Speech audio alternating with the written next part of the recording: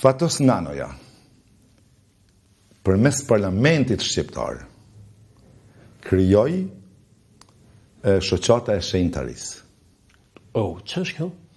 Neve na vyn të një vërtetim që parlamenti shqiptar, shteti shqiptar na lejon që të vijmë në Shqipëri të gjujmë shej.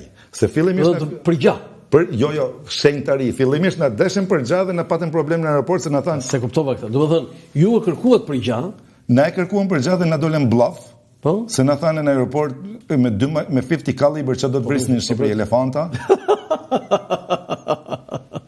Dhe gjetja u bën nga Nano. Po? Edhe tha jo, tha. Shenjtarisë dhe me ftesën. Që poligon? Po, poligon. Poligon. Tani e kuptova. Do të thotë që shteti shqiptar na fton neve të vim nga Amerika për shenjtari. Do të thënë, ju ishit një grup të rinj ta pasionuar mbas qitjes dhe shteti shqiptar ju ftonte nga Amerika të bëni qitje këtu në Tiranë, në Shqipëri. Para mendo. Dhe ju merrni armët nga Amerika. Kështu keni sjellë. Edhe kështu i kemi lënë. Tani unë ato shkrimet që kam shkruar tani për armët, çka ka ndodhur aty se disa u sekuestruan nga ato. Okej. Notë ndikur mbetën ndikun 160 sa snajpera me 60.000 copa fishek 50 caliber me nitro. Po? Edhe shteti shqiptar Nanoja. Kështu?